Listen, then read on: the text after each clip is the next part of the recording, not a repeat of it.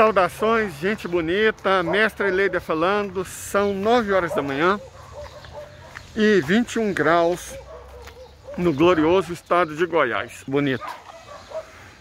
Ah, fala sério. Até as flores estão felizes. Uau. Né? Bom, nós hoje vamos por um caminho diferente, porque a dona mãe quer que eu apresse preço para ela de umas coisas na loja de produtos agropecuários. Acho que ela está animada com iniciar o projeto Horta finalmente. Mas enfim, hoje e ontem aconteceram uma série de coisas importantes do ponto de vista geopolítico, certo? Do tipo, a fala do Nasrallah, eu comentei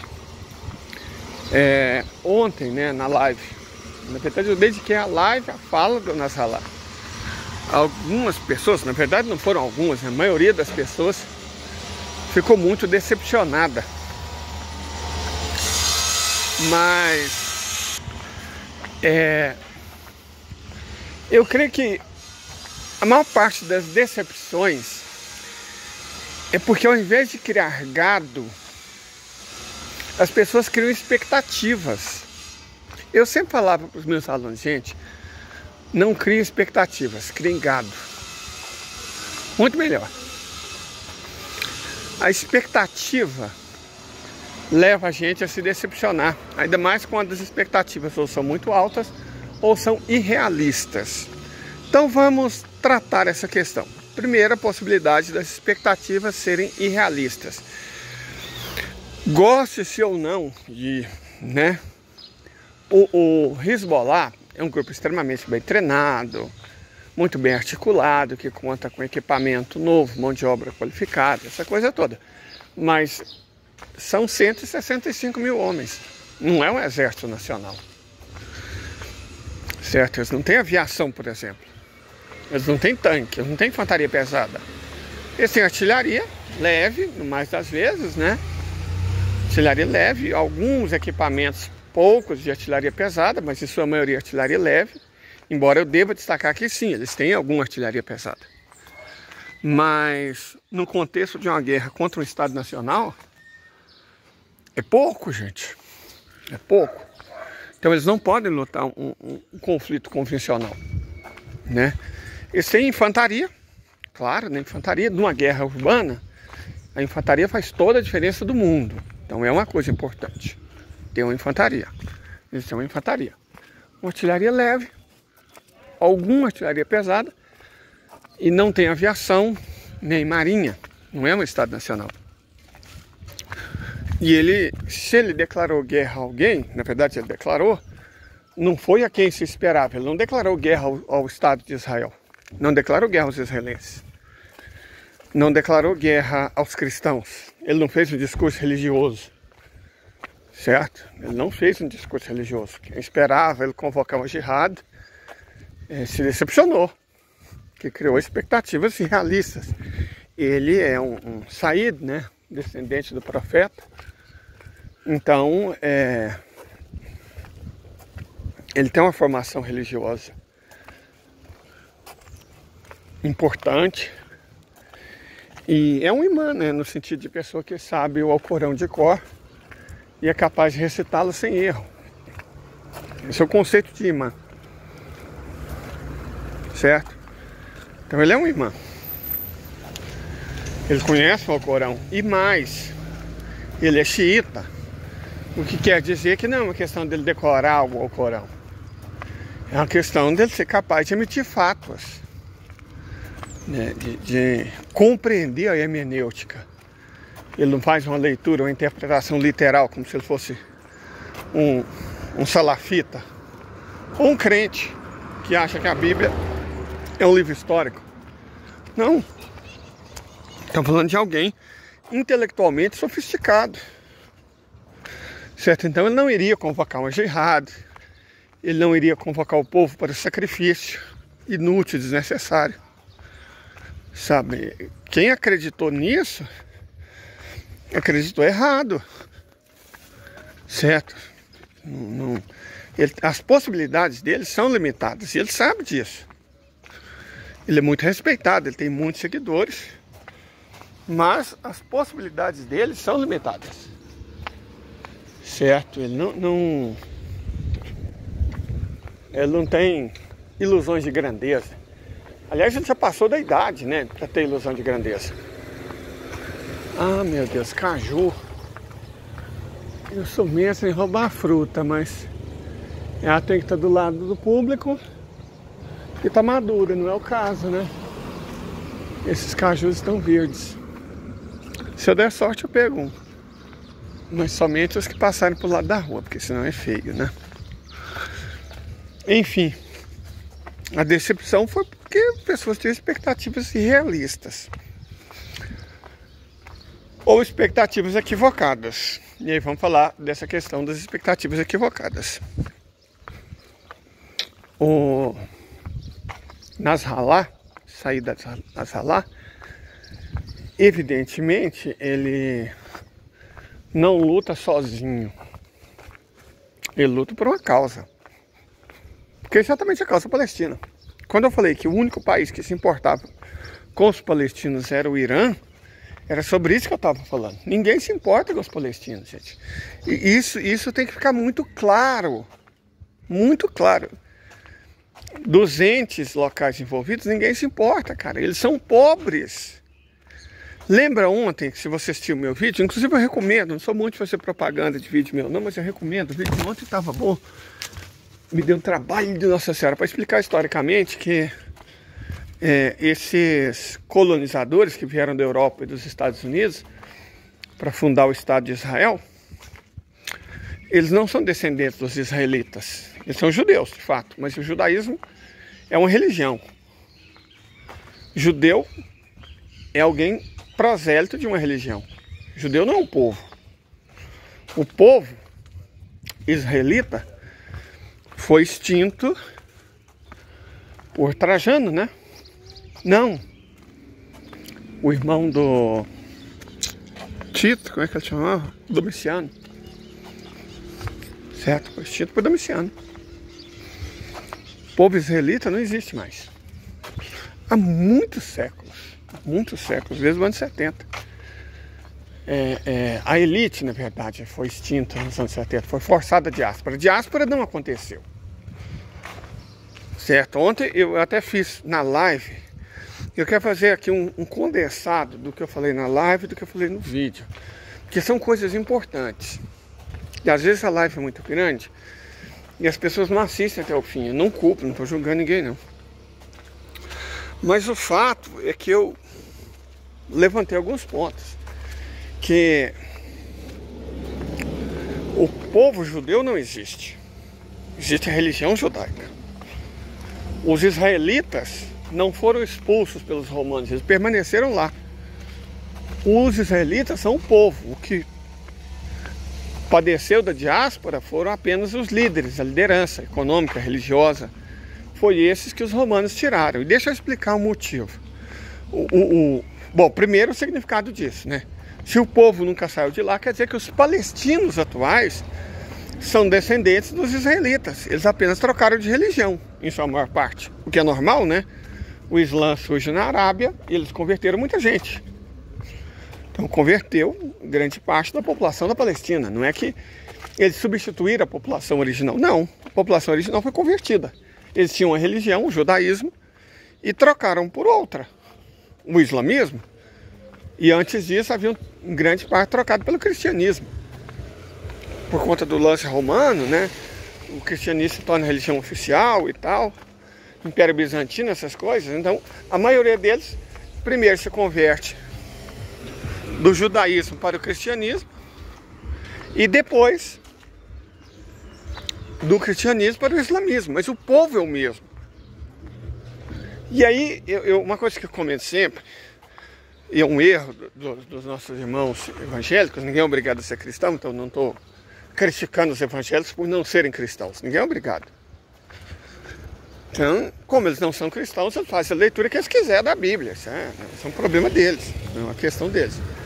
Mas interpretar a Bíblia de um ponto de vista histórico é um equívoco enorme. É um equívoco enorme. Porque a Bíblia não é um livro de história, ela é um livro de revelação. Ela não explica como, ela explica por quê. Certo? E o que a gente tem na Bíblia? Em essência, a Bíblia é uma revista Caras da Antiguidade. O Velho Testamento é. O Velho Testamento é uma revista Caras da Antiguidade. Ela conta a história dos reis, dos nobres, dos ricos, dos grandes generais. É um livro de fofoca. Certo? O Velho Testamento é um livro de fofoca. O Velho Testamento é uma revista de fofoca. Uma Caras da Antiguidade. Lá conta a história de todos os reis, dos homens muito ricos, olha só. Jó, muito rico. Conta as fofocas, né? Altas coisas, altas traições, né? Não preciso dizer. Que conta a Bíblia, a venda dela é proibida para menores de 18 anos na China, porque é um livro que contém violência, pornografia, todo tipo de coisa. Certo? Essa é a realidade. O Velho Testamento, particularmente, é um livro de fofoca, uma revista de fofoca da antiguidade. Ah, o rei tal, o filho do rei tal fez isso, dormiu com a filha do rei tal. O rei Davi tinha um amante, dormia com ele como se fosse mulher, tinha não sei quantas esposas, não sei quem mandou o marido de não sei quem para a guerra para ele ficar viúvo e ele passar o zap. A Bíblia é um livro de fofoca de rico. A elite judaica é o objeto do Velho Testamento, não é o povo. Deus aparece quase que superficialmente, dando ordens através dessa elite. Perfeito? O que é Moisés? Moisés é um alto funcionário do governo egípcio. Bem típico, Abraão. Um cara muito, muito rico. Certo? E aí as pessoas pegam essa mitologia, esses mitos fundadores, cara, é um direito, todos os povos têm mitos fundadores. Certo? Povos todos têm mitos fundadores. É normal a existência de mitos fundadores. Mas você tomar isso como histórico, você vê os nossos irmãos evangélicos, né? Eles são mestres nisso. Ah, você tem que considerar, tinha uma criatura inclusive, que eu não vou dar pano para ela, claro, né? Ah, se você olha a história de Israel, de 1948 para cá, parece que eles são um povo meio, né, ruim. Mas se você olha os últimos 2000 anos, cara, não existia povo de Israel nos últimos 2000 anos, não. Israel foi uma criação sionista do fim do século XIX. É um estado criado pela ONU. Aí você vê um punhado, não foi a ONU que criou Israel, não. Foi a ONU sim, Carvalho, admite. Mas que merda!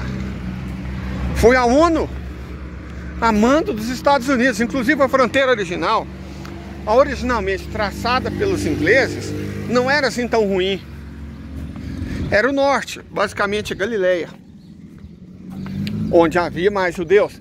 Quem coloca o Negueb como parte do Estado de Israel e desgraça tudo foram os Estados Unidos. Certo? Foram os Estados Unidos. A ONU se prestou esse papel de lacaia. Sim, a ONU criou o Estado de Israel, sim. Não havia povo israelense nos últimos 2000 anos, não. O povo israelense foi inventado. Foi um conjunto de colonizadores europeus e americanos de religião judaica, com alguma ascendência remotamente conectada aos israelitas, descendentes da elite que foi expulsa. Porque o povo mesmo ficou. É igual o cativeiro da Babilônia. Ah, meu Deus, as 10 tribos perdidas. Que mané 10 tribos perdidas, caralho? O povo ficou. Gente, fala pra quem acredita nisso, com muita educação, com muita gentileza, pra ele deixar de ser burro. Que povo leva pobre pra própria terra? Você vai lá, a Síria conquistou Israel e vai levar 500 mil pobres para fazer o que com eles?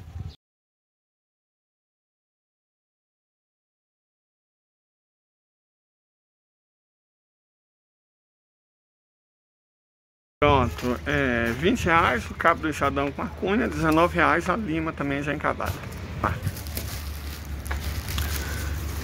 Fato, portanto, é o seguinte: essa interpretação literal do Velho Testamento, ela conduz a muitos equívocos, mas muitos equívocos.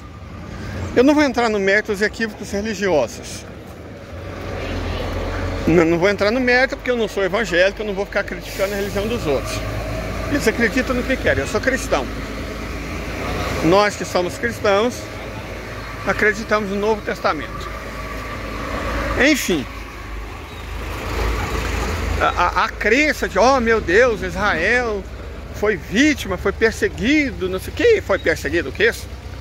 É a elite que dançou várias vezes.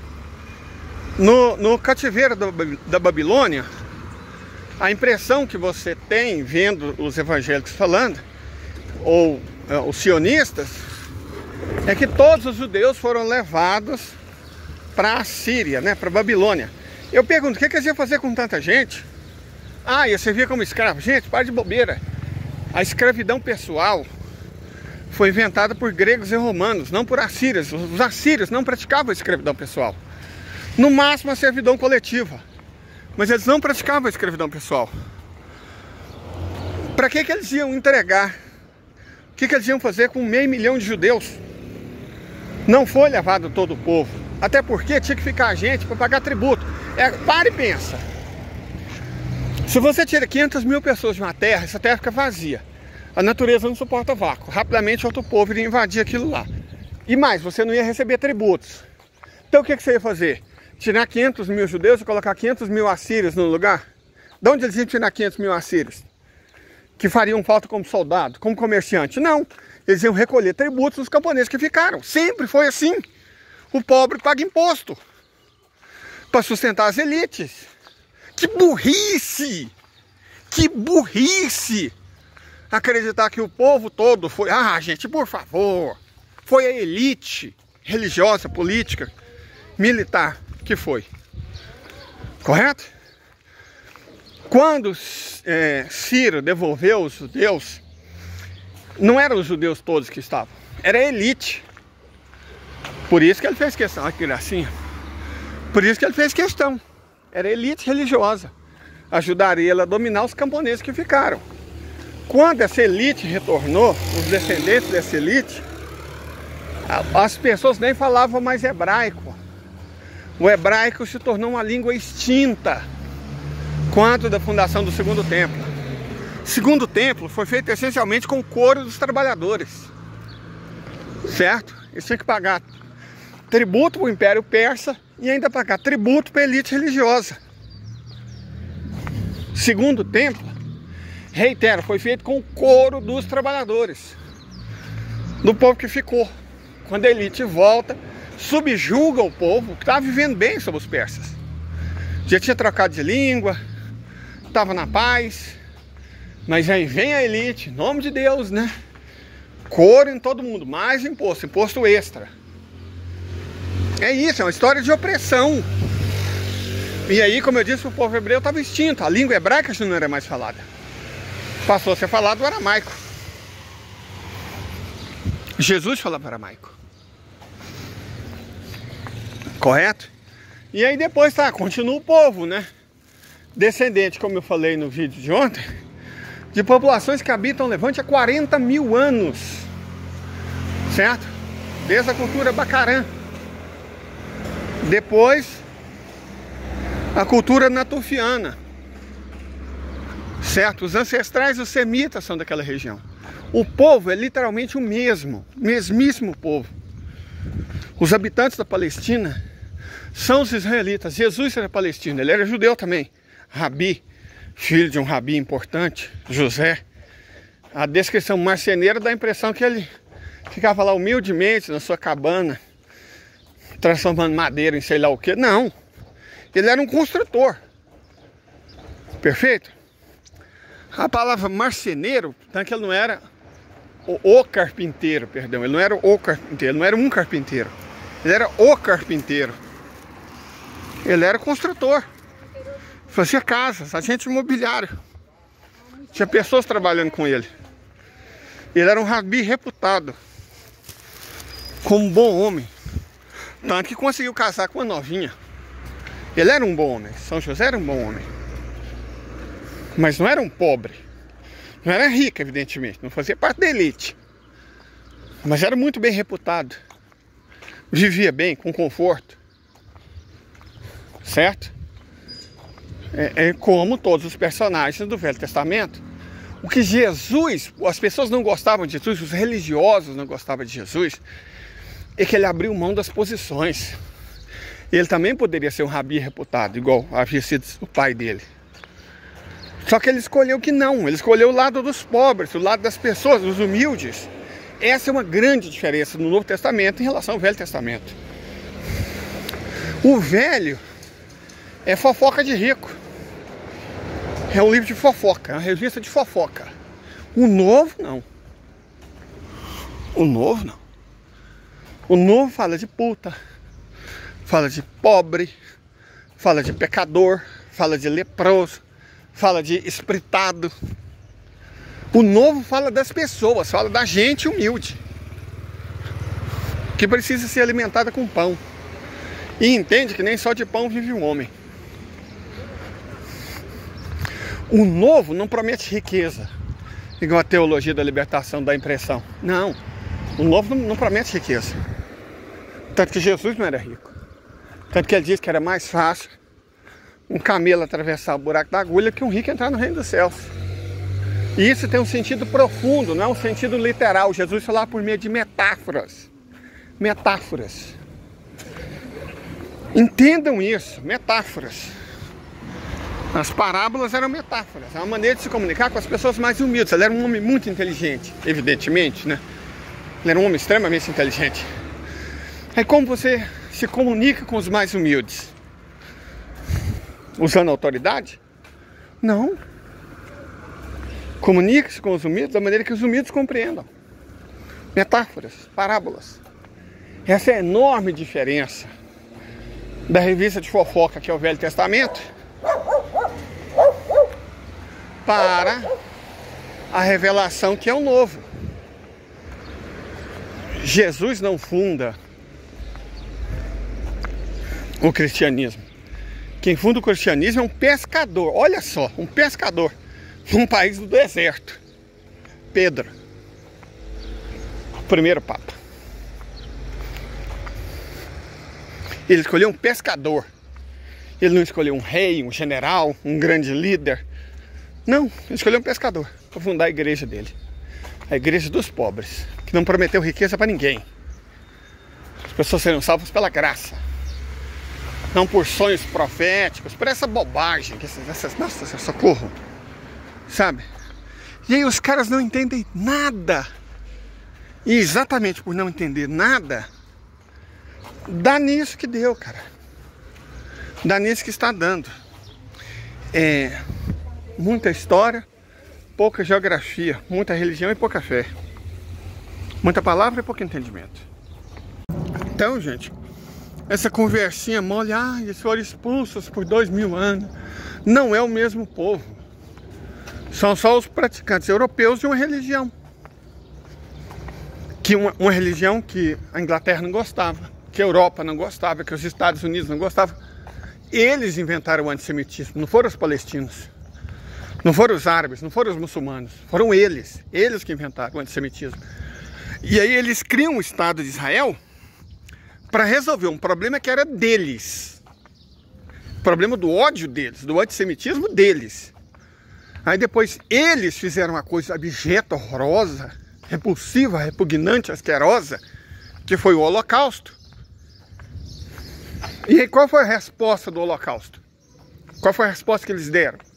Expulsar os judeus para a Terra Santa, a Terra Prometida. Só que a Terra Prometida não foi prometida para eles.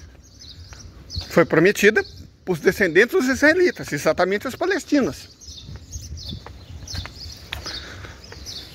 Os praticantes do judaísmo que viviam na Europa tinham muito poucos israelitas. Volta a Israel em 2000 anos atrás. Vocês acham realmente que iriam achar gente loira lá? de olhos azuis. Olha a cara dos últimos primeiros ministros de Israel.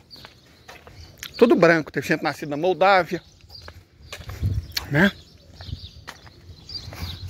Vocês acham que a Moldávia aparece na Bíblia? Tem referência a Moldávia na Bíblia? Por favor, né, gente? Sério.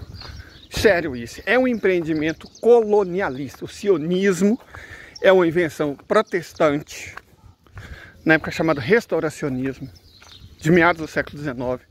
Foi adaptado, né, politicamente por Theodor Herzl, que criou o sionismo. Era um movimento político, não religioso. E aí, depois da Nakba, a única coisa para justificar uma coisa que daí foi a Nakba, a única coisa capaz de justificar é a religião, claro. Se você quer justificar o injustificável, usa a religião que dá certo. E eles transformaram o sionismo de movimento político em movimento religioso. Inventaram a conversa. Diz, ó, judeus, o povo judeu, volte para sua pátria. Que pátria? Que pátria? O povo judeu, a pátria deles é onde eles quiserem morar. O judeu que mora no Brasil é brasileiro. O judeu que mora na Argentina é argentino. O judeu que mora nos Estados Unidos é americano. O judeu que mora na Alemanha é alemão. É só uma religião. Eu não pertenço ao povo católico, eu pertenço ao povo brasileiro. Não existe povo católico, não existe povo evangélico, não existe povo da Umbanda, povo do Candomblé, povo ortodoxo, povo budista. É uma religião. Perfeito? É uma religião. É só uma religião. Essa conversinha, eu fui expulso. Essa região que eu tô, o solo que eu tô, é dos meus ancestrais. Escarpó do Sul, Cranacore. Ainda existe, foi quase extinto, mas ainda existe. Se chama Panará hoje, vive no Xingu. Aí se de repente um pajé xinguante chega e fala, isso aqui tudo é ancestral meu, tá no meu livro sagrado, que foi o meu Deus que deu isso aqui pra mim, agora vocês vazam, eu tô voltando pra minha terra. Isso aqui é um lugar sagrado nosso. Tudo bem? Se os tupis resolverem voltar para São Paulo, ó, dá o pira daí, afasta, rala peito. Se os aimorés voltarem para o Rio de Janeiro, é isso, rala peito, some, vaza, é tudo nosso. Esse é o argumento, o genial argumento. Ah, gente, por favor, tenha santa paciência. Vamos tentar fazer uma conversa de adulto. Adulto não acredita nessas esparrelas não, gente, pelo amor de Deus. Adulto. Sabe? O nível do debate tem que ser o de adultos. E aí a gente volta para a questão principal. A decepção com o Nasrallah é uma decepção infantiloide. O que eles acharam? Que ele ia arrumar 500 mil de cavaleiros, ia descer em cima do Estado de Israel até chegar em Gaza e libertar as crianças, como se fosse o super-herói da Marvel? Como é que eles acham que a guerra é feita? Basta coragem? Basta acreditar no seu sonho? Eles acham que o general aqui é um coach? É um coach, né? Vamos! Eu conclamo vocês a Guerra Santa. Vamos nos livrar do mal. O mal. Ah, gente, por favor. Por favor. A vida adulta, para quem é adulto, implica decepção. Exatamente, porque a gente vai criando expectativas irrealistas ou infundadas. Essa é a questão. Essa é a questão. As nossas expectativas. Nasrallah falou que vai libertar o povo palestino. Mas não vai ser do jeito que os fãs da Marvel querem, não.